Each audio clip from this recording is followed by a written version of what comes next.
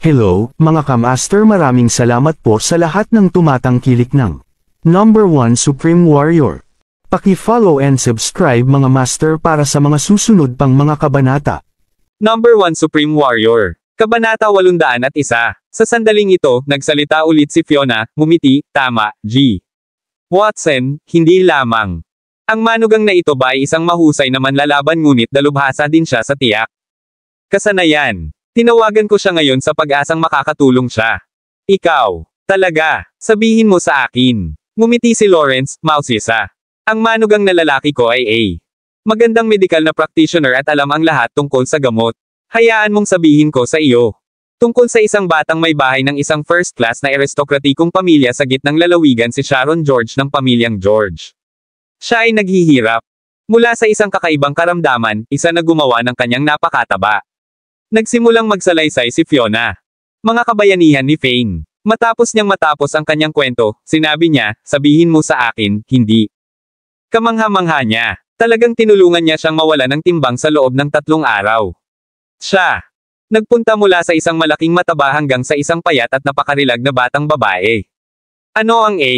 Himala. Upang mawala ng labis na timbang sa loob ng 3 araw, dapat siya. Kamangha-manghang sa ginawa niya. Bulalas ni Irene nang marinig niya iyon. Tumingin siya. Sa Fane. Tingnan mo ako. Nag-gorging ako ng aking sarili ng maraming masarap na pagkain. At ngayon napakaraming taba sa paligid ng aking baywang, aniya. Maaari mo ba akong ibigay? Isa sa mga himalang table task na iyon. Tulungan mo rin akong mawala ng timbang. Mangyaring. Fane lang. Nag-flash ng isang ngiti nang marinig niya iyon. Mayroon akong gamot, ma. Ngunit hindi ko ito maibigay sa iyo, sagot niya. Ito ay sobrang mahal. Ikaw. Hindi lamang umaasa na bilhin ito ng isang maliit na halaga ng pera. Biglang nadama si Irene. Napahiya. Walang problema. Walang problema, mabilis niyang sinabi, ngumisi.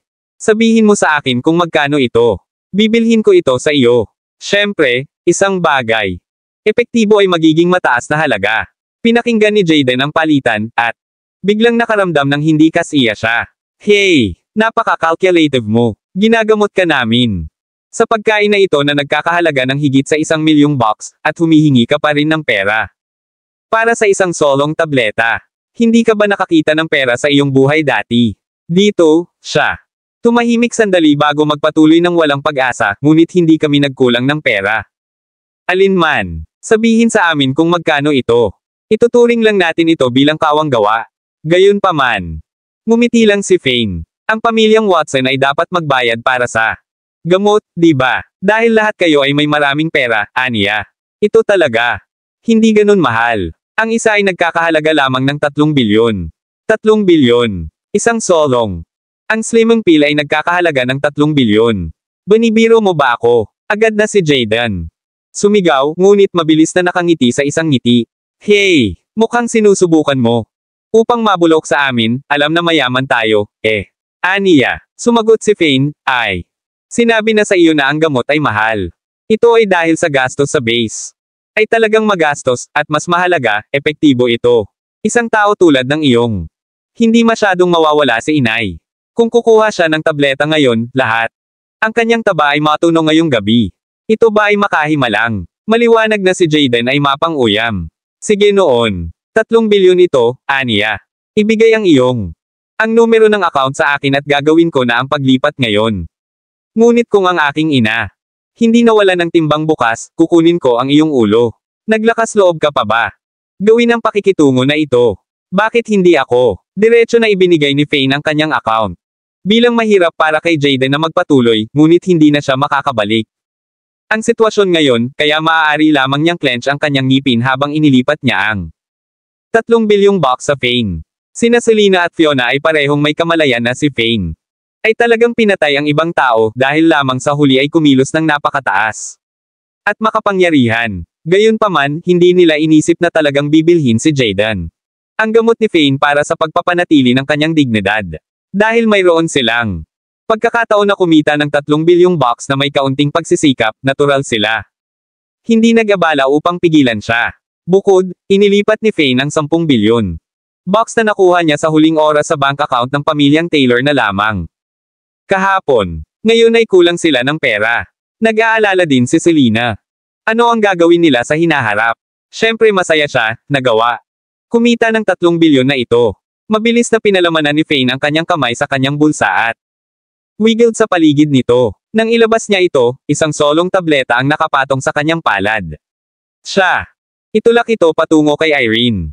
Ang iyong anak na lalaki ay maganda, ma. Siya ay isang filial. Ito ang slimming pill na binili niya para sa iyo. Medyo kinuha si Irene. Aba, inilalagay mo lang ang tulad ng isang mamahaling gamot sa iyong bulsa. At hindi rin ito dumating sa isang kahon. Ngumisi si Fane. Hindi talaga iyon. Mahalaga hindi bababasa, hindi sa akin. 3 bilyong box lang ito, tama ba ako? Panipi. Kabanata 802. Ang mga salita ni Fane ay iginawad sina Irene, Lawrence, at iba pa na hindi na muling nagsalita.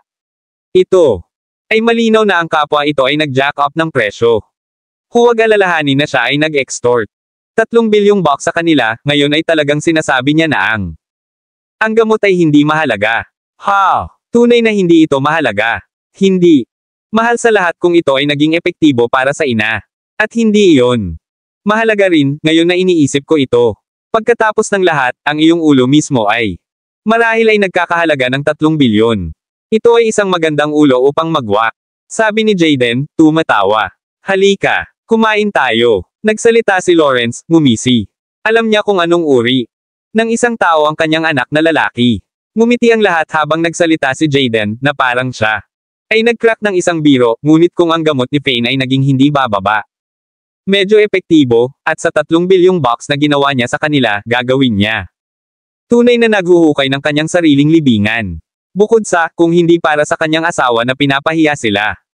Kilalanin ng dating belle ng kanilang klase at upang makita kung paano siya ginagawa, gagawin niya. Hindi nais na dumating. Ito ay nadama na parang ang pagkain na ito ay isang pag-aaksaya ng kanilang mahalagang oras. Ngumiti si Fiona. Nakakatawa ka, batang Master Watson. Alam mo talaga kung paano magbiro. Dito, tiningnan niya si Irene sa tabi niya. Naaalala ko na ang matandang master ng pamilyang Watson ay naghihirap mula sa ilan. Kakaibang sakit, aniya. Matapos naming makakain, kunin ang aking manugang. Upang tumingin sa kanya, maaaring pagalingin niya ang matandang Panginoon. Huwag alalahanin. Tungkol doon, ang aking lolo ay sumailalim sa paggamot sa loob ng ilang buwan. Sa Amerika, at hindi pa rin siya mas mahusay, kahit na ang kanilang industriya ng medikal ay napaka-advanced. Paano umaasa ang iyong manugang na pagalingin sa kanya? Ako na. Nakakagulo tungkol sa slimming pill na sinabi niya na makakatulong sa aking ina na mawala ng timbang. Napakatanda na ng lolo ko. Kung hindi niya pagalingin ang aking lolo ngunit pumapatay siya sa halip, marahil ay hindi siya mamamatay mag-isa. Ay drug ka niya, auntie, bilang. Pati na rin ang sinta na anak na babae mo. Inihaw ni Jaden ang baso ng pulang alak. Sa kanyang kamay, dahan-daang nagsasalita, isang nakangiting-ngiti sa kanyang mga labi. Ito ay isang banta. Tiyak na isang banta. Medyo natakot si Fiona. Tumingin siya kay Fane. Fane! Kung hindi ka sigurado dito, huwag gawin ito, aniya. Papunta na lang kami. Tapos na tayong kumakain. Pagkatapos ng lahat, ang Old Master Watson's disease ay hindi regular. Sakit. Hindi rin siya nakabawi pagkatapos makatanggap ng paggamot sa ibang bansa. Mabuti na ako. Kasama nito, hindi ko pa rin alam ang Old Master Watson. Kinuha ni Fane ang kanyang balikat. Siya ay tunay na maayos dito. Kung hindi siya binubuli ni Fiona sa darating. At pag-diagnose ng pamilyang Watson, hindi na siya darating. Bukod dito, ang pamilya ay nakasuot ng mataas na hangin. Ayaw talaga niyang pagalingin ang matanda. Hey, mabuti ka ba dito? Sa palagay ko ikaw ay isang kwak lamang. Alam mo na ikaw. Hindi pagalingin ang sakit ng aking lolo, kaya bigla kang nagkasala. Jaden. Sumabog ang isang walang humpay na ngiti. Ngunit marahil para sa pinakamahusay. Dumating kami dito upang maghanap para sa pinakamahusay na mga ospital at ang pinakamahusay na mga espesyalista para sa paggamot. Paano? Maaari bang ihambing ang isang tao sa isang espesyalista? Ngumiti si Fane matapos niyang marinig. Iyon, sa katunayan, walang silid para sa paghahambing. Dahil hindi rin ako nag-abala. Upang ihambing ang aking sarili sa kanila. Si Sharon George ay nakakita ng maraming mga espesyalista. Dito bago, ngunit lahat sila ay walang silbi. Talaga, nagtataka talaga ako. Ngayon, natutunan mo ba ang gamot sa kanluran o gamot na Chino? Lawrence. Ngumiti. Sinabi ng aking ama na ang ilan sa mga practitioner ng gamot na Chino ay Medyo mahusay. Sa totoo lang, nais kong subukan ito sapagkat sa palagay ko ang Western. Ang gamot ay ang pinakamahusay. Napakahusay kaysa sa gamot na Chino. Ngunit ang matandang lalaki. Iginiit na ang gamot ng Chino ay mas mahusay, na maaari nitong pagalingin ang kanyang sakit. Kaya nais kong maghanap para sa isang Chinese medicine practitioner sa oras na ito at subukan ito. Kung masira ang kanyang mga ilusyon tungkol dito. Maliwanag na tumingin si Lawrence. Pababa sa gamot na Chino, nagsasalita na parang ganap na mabuti para sa. Wala. Ako ay isang practitioner ng gamot na Chino. Ang iyong ama ay medyo maganda. Tikman. Ang kasanayan ay nakakaakit ng mas kaunti at mas kaunting pansin dahil doon. Ay hindi gaanong mga alagad ng gamot na Chino ngayon. Karamihan sa mga mag-aaral na medikal ay natututo. Western medicine, ganap na walang gana tungkol sa gamot na Chino. Nagbigay si Faye ng A. One smile. Ngunit ang gamot na Chino ay maaaring pagalingin ang maraming mga sakit na kanluran. Hindi makakaya ang gamot. Sa tingin ko talaga na ang gamot na Chino ay mas mahusay kaysa sa Western medicine. Kung iyon ang kaso, bakit hindi ka lumapit sa aming bahay at isagawa ang iyong mga salita? Posible na hindi mo maaaring diagnose kung anong sakit ang mayroon siya. Mamamatay si Lolo. Ha! Jaden. Talagang gapod. Kabanata 803. Sumimangot si Fane habang napansin niya ang pagngiti sa mukha ni Jaden. Pakiramdam niya ay parang ang tatay at anak na si Duo ay hindi nagmamalasakit sa sakit ng matandang Panginoon. Bukod sa mukhang sila ay nakakahanap ng mga doktor para sa matandang Panginoon, ngunit mayroon. Hindi isang solong bakas ng kalungkutan sa loob nila, mahirap sabihin kung ang matandang Panginoon ay nasa gilid ng kamatayan. Oo naman. Bibigyan ko ito ng isang shot dahil hindi mo pinansin ang dalawa. Sobrang gamot ng Chino. Hindi pa ako dapat gawin. Tutulungan lang ako upang pagalingin ang matandang guro noon. Inunat ni Fane ang kanyang mga braso at nagsalita ng malabo. Ang kanyang mga mata ay nakapin kay Lawrence, na nakaupo sa tapat niya.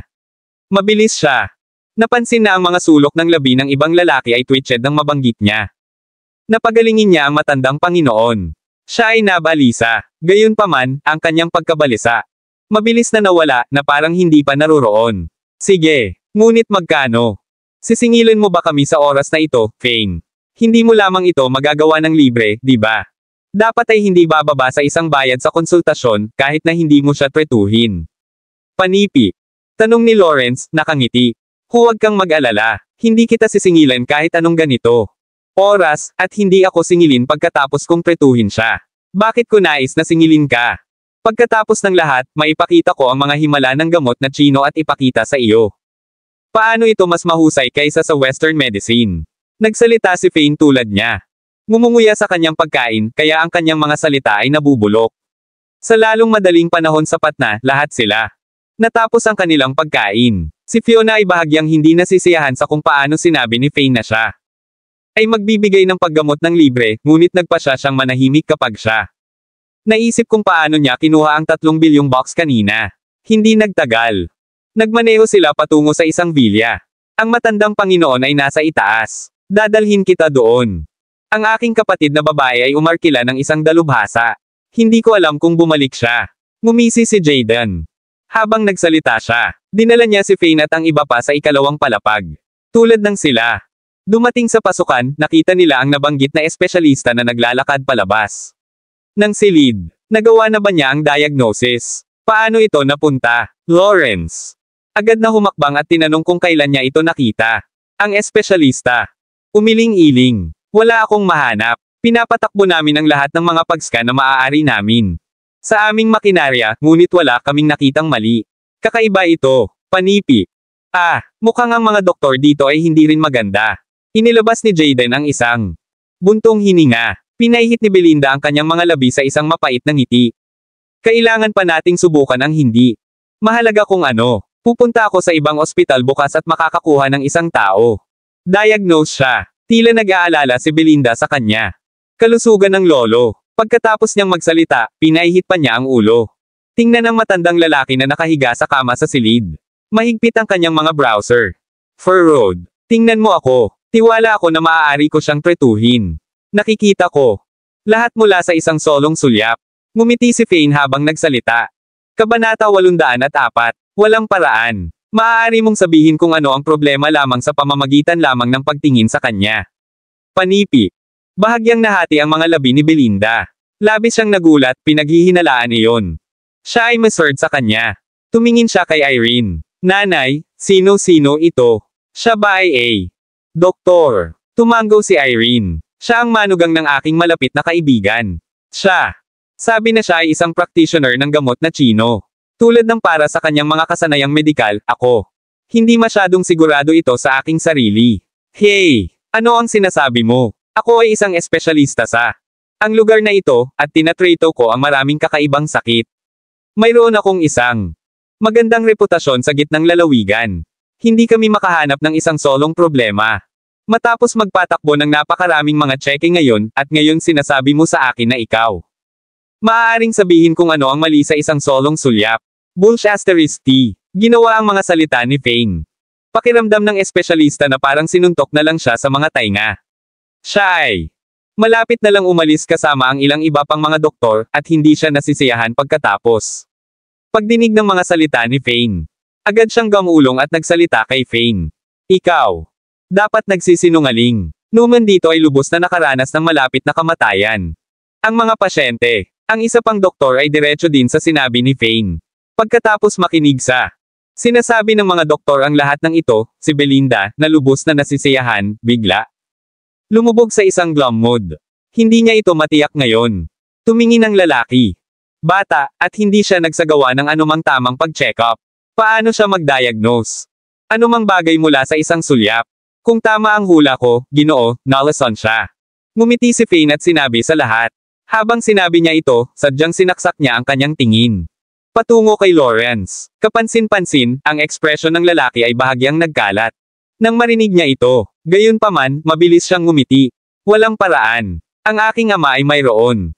Matagal nang may sakit. Paano siya nalason? Aniya. Gusto niya. Namatay ng matagal kung siya. Ubo-ubo. Ang matandang master ay tila nabalisa nang marinig niya ito. 2 beses siyang nag-cough, at dugo splutter out mula sa kanyang bibig. Lolo. Mabilis na tumakbo si Belinda at ginamit isang tisyo upang mapupuksa ang dugo. Ang iyong sakit ay tunay na lumala, Lolo. Ano ang dapat nating gawin? Matapos niyang sabihin iyon, tumakbo siya pabalik at hinawakan si Fane. Kamay. Sir, tunay na nalason ang aking lolo. Maaari mong sabihin. Dahil alam mo na siya ay nalason, maaari mo bang sabihin kung ano ang lason nito? Malalaman mo.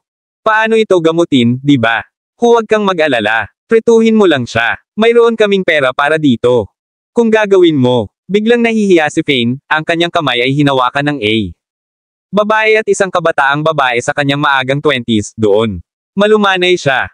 Tinanggal ang kanyang kamay. Miss Watson, isa lang akong tinitingnan ngayon. Dahan-daang sabi niya. Hindi ako nakagawa ng tamang pag-check-up sa kanya, kaya hindi ko alam ang buong kondisyon. Kailangan kong kunin ang kanyang pulso bago ko matiyak. Kahit ano, sige, mangyaring gawin ito, Ginoo. Natuwa si Belinda, na parang humawak siya sa isang lifeline. Tumigil sa pakikipag-usap sa basura. Paano siya magkakaroon? Nalason. Kung ang lason ng kaso, paano tayo makakakuha? Na-miss ito. Ang matandang master ay kulang lamang ng lakas ngayon, at lahat ay ang mga normal na asides mula sa katotohanan na siya ay nag-ubo ng dugo. Newman Huff. Galit na galit. Pinapatakbo nila ang pag-check-up sa kalahating araw ngayon, gamit lahat ng uri ng mga makina upang magpatakbo ng isang diagnosis, at gayon pa man, hindi nila masabi kung ano ay mali sa matandang Panginoon. Ngayon kung ang isang batang upstart ay nagawang sabihin lahat mula sa isang solong sulyap, ito ay katulad ng pagsampal sa lahat ng mga ito sa kabuuan. Ang mga mukha, ito ay lubos na nakakahiya kung ang salita nito ay lumabas. Fane. Napansin na hindi hahayaan ng espesyalista na bumaba ang bagay, kaya't sinabi niya, isang piraso ng payo para sa iyo, umalis na ngayon. Hindi bababa sa maliligtas ka sa kahihiyan. Kung masasabi ko talaga kung ano ang mali. Panipi. Kabanata 805. Ikaw. Lahat ay naiinis ang lahat. Sige, magbibigay ako ng matanda. Master Watson, isang check-up ngayon. Walang mga kaguluhan na pinapayagan. Kailangan ko lang sa iyo upang manatili. Tulad ng para sa natitira sa iyo, mangyaring lumabas at isara ang pinto. Panipi. Sa huli, pinatong ni Fane ang kanyang mga daliri sa likuran niya at nagsalita sa isang no. Nonsense tone? Miss Watson, mangyaring manatili sa likuran. Ang natitira ay maaaring pumunta. Lahat. Tama. Halika na dito. Hahayaan namin na gawin ng maayos si Fane. Panipi.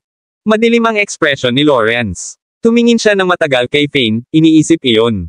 Ang binata ay marahil ay hindi makakakita ng anuman. Sa isang flash, lumabas ang lahat at isinara ni Melinda ang pintuan. Pagkatapos ay dumating siya bago si Fane. Doktor, may dahilan ba kung bakit mo ako hiniling na manatili? Ang iyong. Hindi rin makapag-usap ng maayos si Lolo ngayon, di ba? Ang kanyang lalamunan ay tila maayos, ngunit parang hindi niya may conjure ang enerhiya na magsalita. Tama ba iyon? Ginawa ni Fane. Hindi sagutin ang tanong ni Melinda, sa halip, ibinalik niya ito ng isa pang katanungan. Tama iyon. Ikaw hindi mo pa kinuha ang kanyang pulso. At alam mo ang kanyang kondisyon ng maayos. Mas nagulat pa si Melinda. Naramdaman niya iyon. Posible na si Fane ay may potensyal na mag-diagnose ng kanyang lolo. Ang luma. Tumingin si Master kay Fane. Binuksan niya ang kanyang bibig, nais na sabihin ng isang bagay, ngunit wala siyang lakas na gawin ito. Walang iba kundi ang katahimikan. Magkaroon ng ilang mga bagay na hindi ko nais na sabihin sa iyo. Natatakot ako na hindi mo magagawa. Upang hawakan ito, naglabas ng hininga si Fane. Pagkatapos ay idinagdag niya, sinabi ko sa iyo na manatili. Dahil masasabi ko na mayroon kang isang magandang relasyon sa luma. Master, wala akong ibang pinagkakatiwalaan. Ano ang pinagsasabi mo, Ginoo? Ikaw. Sinasabi na ang aking lolo ay Nalason, at ngayon sinasabi mo sa akin. Wala kang ibang pinagkakatiwalaan. Huwag mong sabihin sa akin, ang aking ama. Halatang iyon. Si Melinda ay hindi isang tulala. Mabilis siyang nahuli at nagclamp ng kamay. Ang kanyang bibig sa pagkabigla. Walang paraan. Bakit niya sabotahe si Lolo? Melinda. Sinubukan na manatiling kalmado hanggat maaari, kumikislap ng isang mapait na ngiti. Sa totoo lang, hindi mo na kailangang mag-alala sa lahat, Ginoo. Maaari ko itong kunin, aniya. Ako ang batang may bahay ng bahay na ito, ngunit hindi nila ako gusto lahat dahil ako ay pinagtibay at pinalaki ni Lolo. Ang taong mahal sa akin. Ang pamilya ang aking lolo, at ayaw ko siyang makita na mamatay siya. Kung gagawin niya, wala akong mga kamag-anak sa pamilyang Watson. Natatakot ako na mapang-api nila ako. Kahit na higit pa maaari pa rin nila akong sipain. Ang pagsasakatuparan ay basag sa Fane. Ngayon lang niya naintindihan kung bakit nag-aalala ang tungkol sa kanya ni Melinda. Lolo, bakit mahal na mahal niya siya? Kaya't iyon ang likas na katangian ng kanilang relasyon. Matapos niyang pakinggan ang kanyang kwento, ngumiti siya. Kung iyon ang kaso, ay maaaring makapagpahinga ngayon, aniya. Pagkatapos ay masasabi ko sa iyo ang ilang mga bagay. Talagang pinaghihinalaan ko na ang iyong ama, si Lawrence, o ang iyong kapatid ay may kinalaman sa iyo. Pagkalaso ng lolo, tulad ng kung bakit, hindi ko alam. Dito, tumahimik si Fane. Sumulyap sa matandang lalaki na nakahiga sa kama. Ngunit naniniwala ako na malalaman ng matandang master. Sa kabutihang palad, dumating ako ngayon.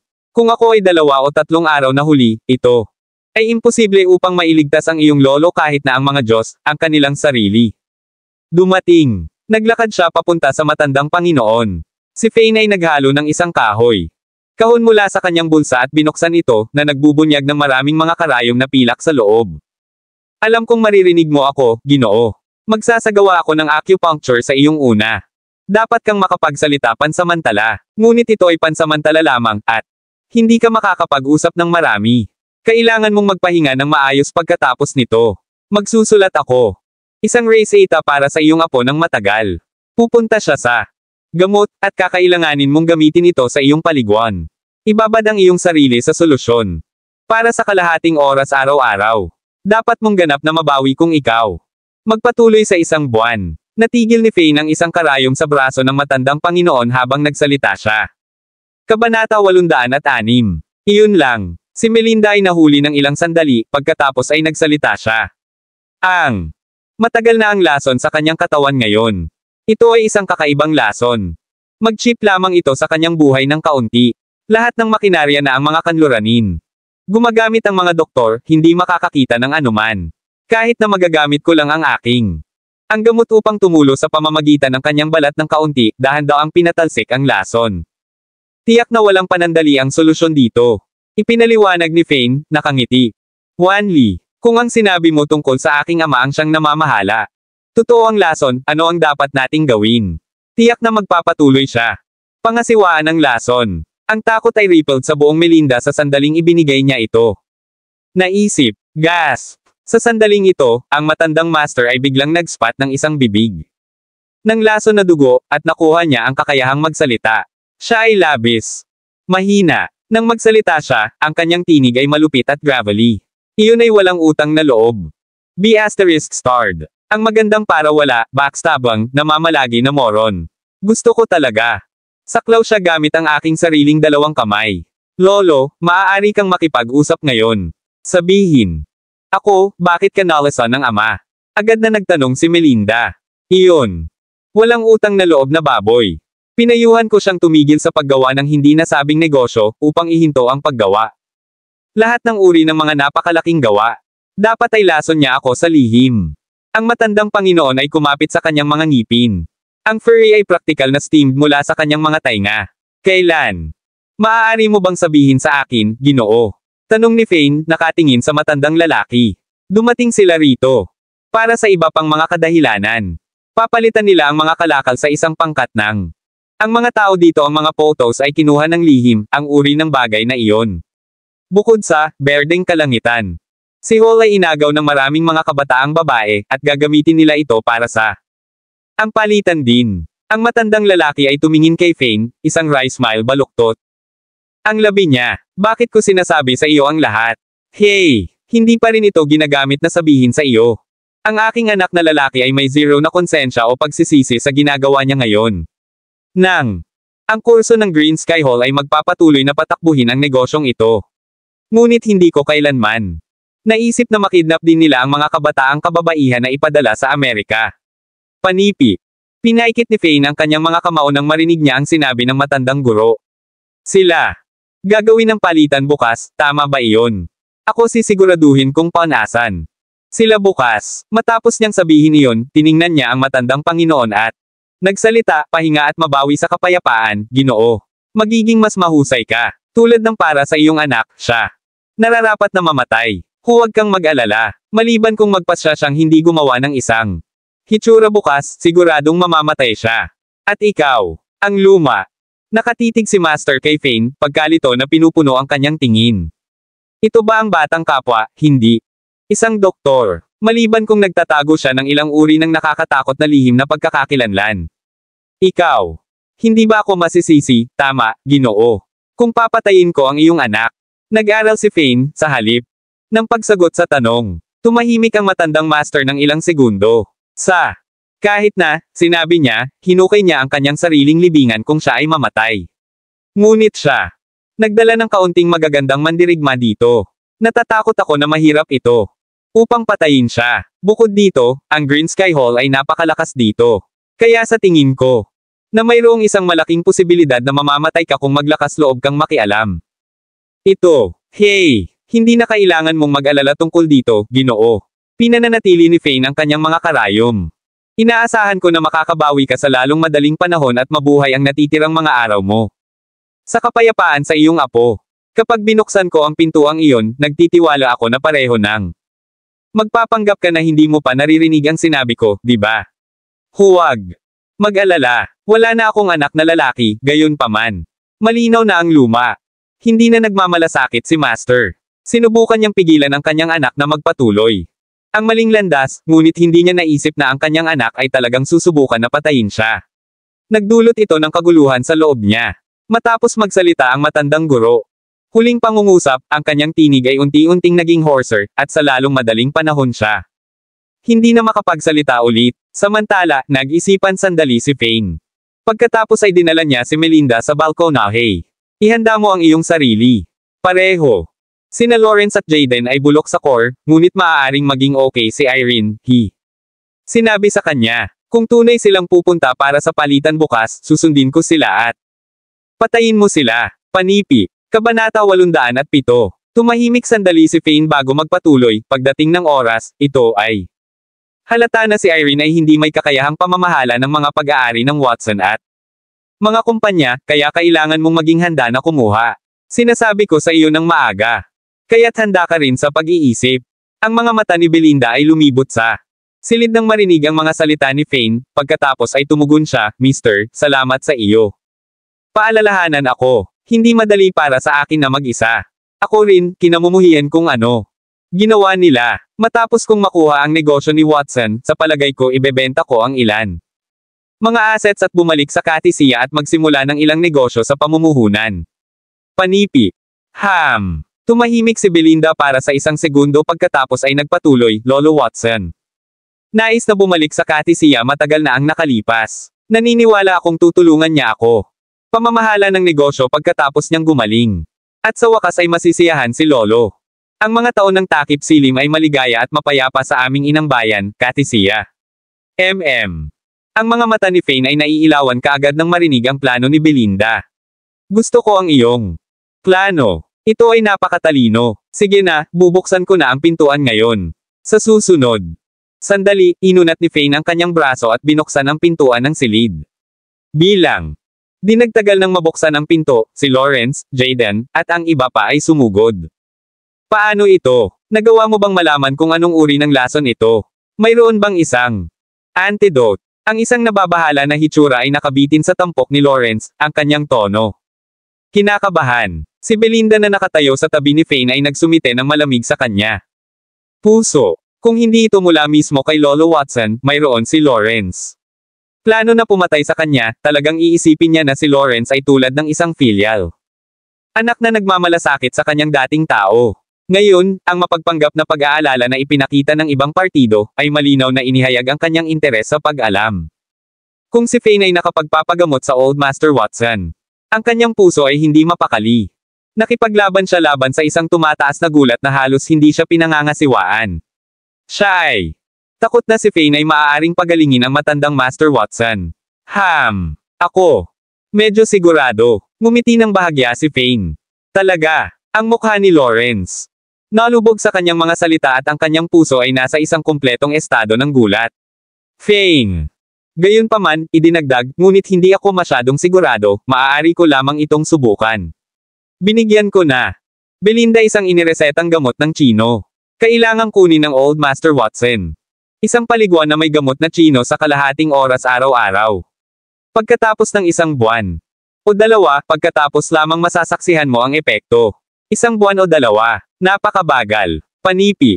Ang espesyalista na nanatili sa likuran upang masaksihan ang buong eksena si Jeard.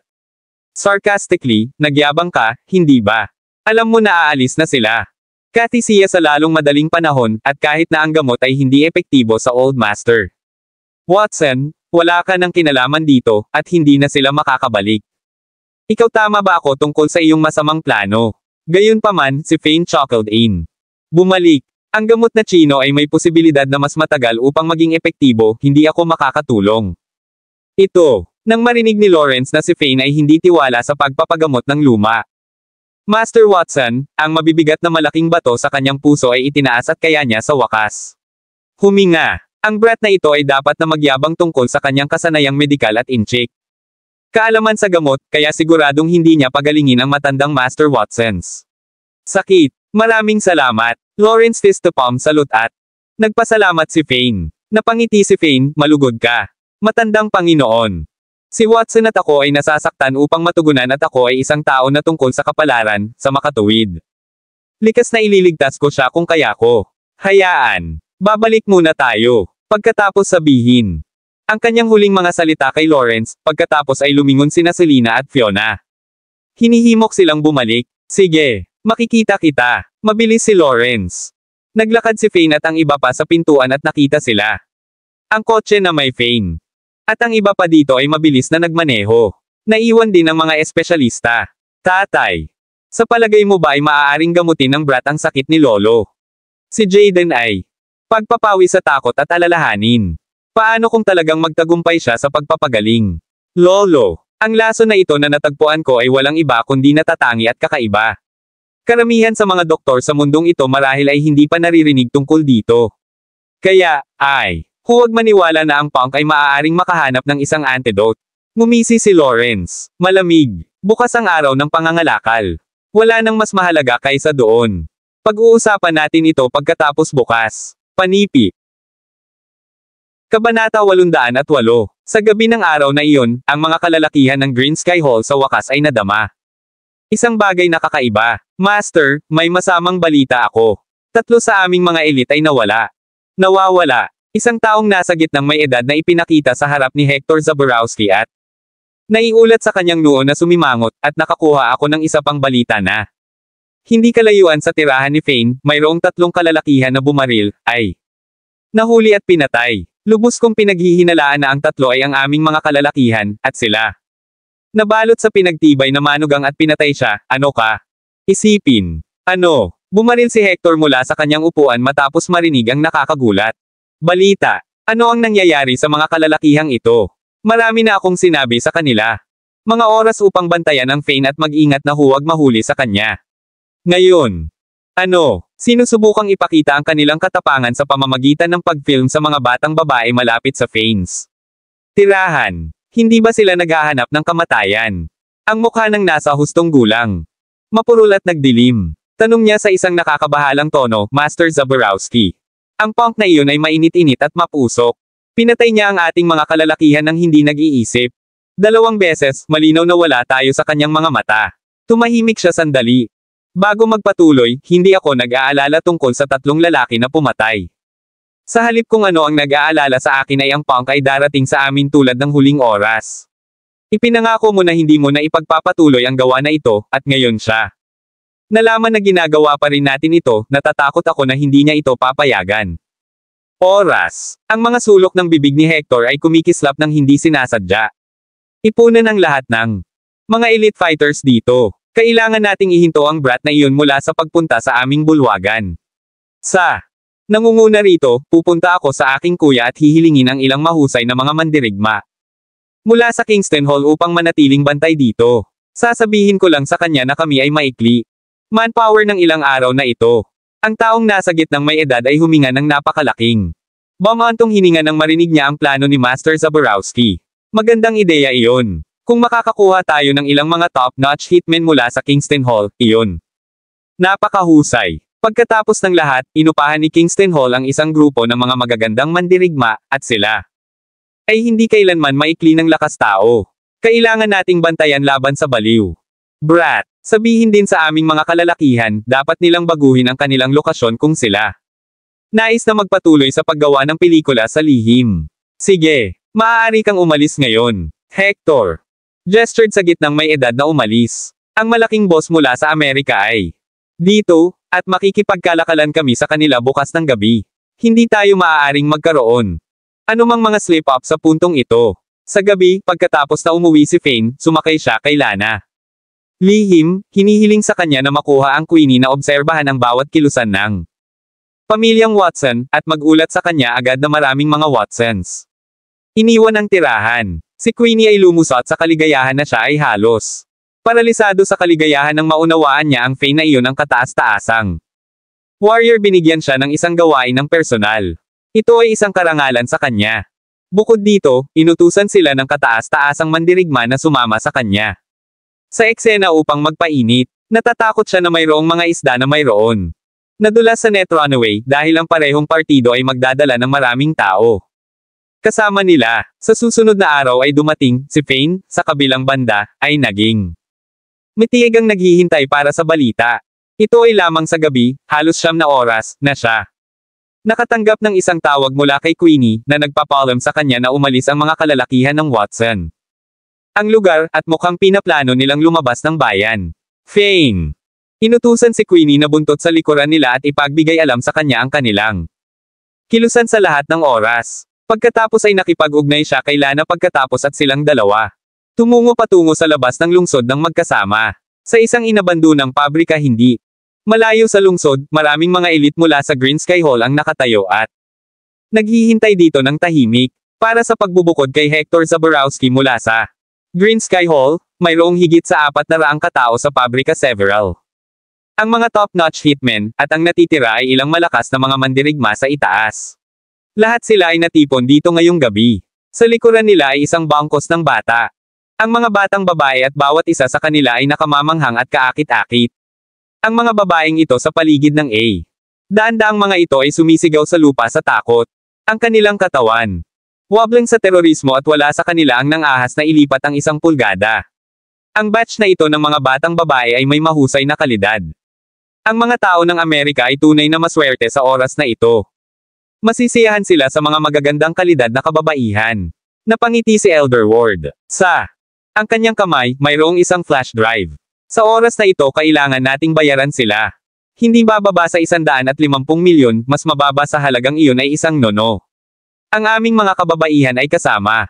Ang mga larawang ito na kinuha namin, kailangan itong maging nagkakahalaga ng hindi bababa sa 150 milyon. Elder Castellano snarled mapait. Nakasandal siya sa kanyang tubo tulad ng dati. Haha. Siyempre, 2 malalaking lalaki sa likuran ni Elder Castellano ang tumawa ng malakas. Isa. Sa kanila sinabi ng may ngiti, sa kasamaang palad, sa oras na ito ang oras ng pangangalakal ay magiging maikli. Kung hindi man, may ilang mga mainit na sisiw dito na talagang nais kong magkaroon. Isang lasa. Sa oras na ito, si Lawrence ang master ng pamilyang Watson na magkasama. Sa kanyang anak na lalaki, 5 Jaden ay nakarating sa pabrika ng inabandunang. Sa likuran nila, ay daan-daang mga kalalakihan nila. Haha, matagal na. Panipi. Kabanata 809. Si Elder Ward ay nagdufo ng hindi maipaliwanag habang nahaharap siya sa ibang partido. Ikaw. Tama, matagal na. At narinig ko na sa oras na ito, nakakuha ka ng mabuti sa amin. Kalidad na bagay. Hayaan akong tumingin ng mas malapit. Bumalik si Lawrence. Ang kalidad ay talagang mabuti.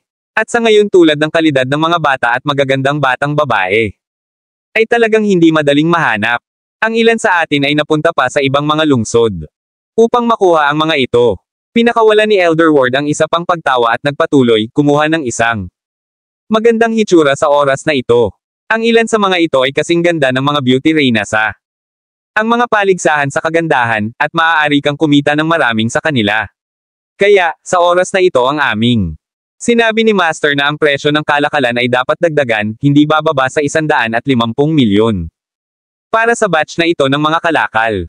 Ano? Ito ay palaging nasa paligid ng 100 milyon o 110 milyon. Marami kayong nagtatanong sa oras na ito. Bumagsak ang mukha ni Lawrence. At nagdilim. Hindi masyadong marami. Naniniwala ako sa pera na. Ang mga babaeng ito ay magdadala sa iyo ay magiging higit sa 10 beses ng 150 milyon. Panipi. Si Elder Ward, sa kabilang banda, ay hinima sa pahayag ni Lawrence. Paano ang tungkol sa 130 milyong bucks? Si Lawrence ay lumaban sa isang presyo pagkatapos magbigay ng ilan. Naisip sa bagay na ito. Wow! Boss Watson, kailangan mo ba? Dapat dagdagan ang presyo sa 10 bilyon dahil ikaw ay marumi na mayaman. Ang isang pamilyar na tinig ay lumabas mula sa kahit saan sa oras na ito. Mula sa pintuan na hindi kalayuan sa crowd, lumabas ng isang silhouette malabong kakahuyan. Ano ang impyerno? Sino ito? F***Sacker. Hindi ba mayroong ilang mga sentry sa labas? Isa sa mga bodyguard ng ang pamilya ni Watson ay nagbigkas ng bingi. Ang mga sentry, syempre, sila. Ngayon kasama ang Grim Reaper. Nagkibit balikat si Fane sa kanyang mga balikat. Di nagtagal, 2 pang silhouette sa likuran ni Fane ay lumakad mula sa dilim, dahan-dahan. Lumilitaw sa mga mata ng karamihan. Ano? Walang paraan. Ito ay si Lana, ang diyosa ng digmaan, at isa pa, tila siya ang reyna ng digmaan. Elder Castellano. Mula sa berdeng kalangitan ng kalangitan ay bumagsak ang kanyang panga sa lupa kung kailan. Ang 2 babae ay lumitaw sa harap niya. Ang biglaang pagdating ni Fane ay nagawa na. Ang kanyang puso ay tumusok ng walang tigil at ang mga alalahanin ay hugasan sa kanyang mukha. Gayunpaman, ang labis na bilang ng mga magagaling na mandirigma mula sa parehong Watson at ang kanilang ang side ay tulad ng isang pagbaril sa braso, pinalakas nito ang tiwala sa kanya. Bukod sa hiniram ng Green Sky Hall ang 3 nangungunang mga pumatay mula sa Kingston Hall. Sa makatuwid, sa kanyang pananaw, hindi ito dapat mag-post ng anumang problema upang patayin si Fane. Gayunpaman, kung ano ang nadulas mula sa kanyang pagkalkula ay ang pagdating ng diyosa ng digmaan at ang reyna ng digmaan. Hell no! Sinabi mo ba ang diyosa ng digmaan at ang reyna ng digmaan ay narito? Lawrence mula sa pamilyang Watson ay natakot na ang kanyang mukha ay sumabog agad. Hindi siya natatakot kay Fane.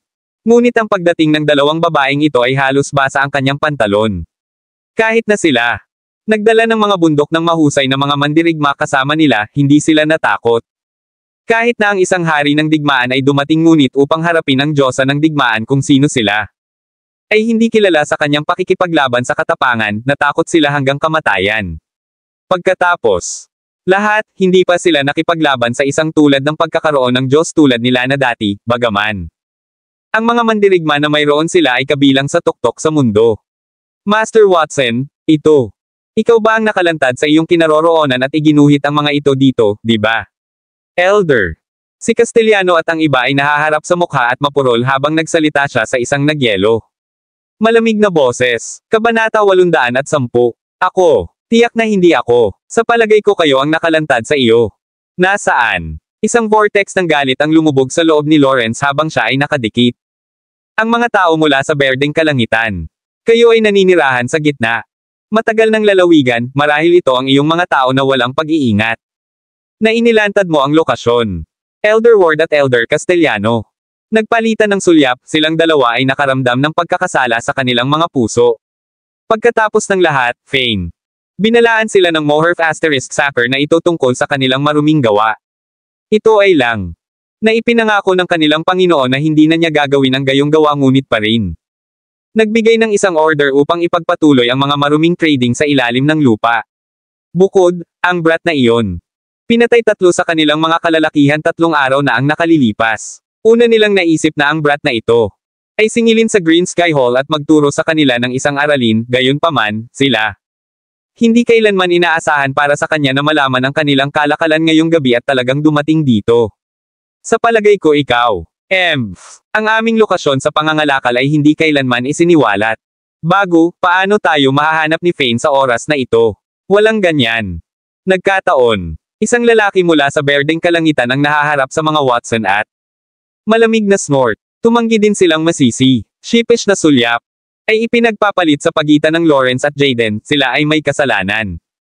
Pagkatapos ng lahat, nakilala nila si Fane kagabi at alam na malalaman ni Fane ang kanilang kinaroroonan at nagdala ng isang Diyos ng digmaan at isang hari ng digmaan.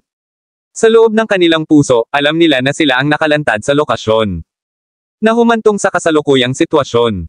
Wow! Karamihan sa nakakaaliw na drama show na ako kailanman nasaksihan. Sa palagay mo ba ito ang oras upang pag-usapan ito? Fane, on. Ang kabilang banda, nag-iinis na nagyelo. Hindi mahalaga kung sino ang nakalantad sa lokasyon. Hindi ito mahalaga ngayon. Ang Grim Reaper ay darating sa Yol. Lil Brat, sino? Ang impyerno ikaw. Bakit kalaban sa amin? Ang isang malamig na mukha ay plastered sa Lawrence habang binaril niya si Fane ng isang mabisyo na titig. Ano ang sinabi ko? Hindi. Mahalaga na, di ba? Ang Diyosa ng digmaan ay kasama ko ngayong gabi, ito rin. Nangangahulugan na ngayong gabi ang iyong huling gabi sa mundo.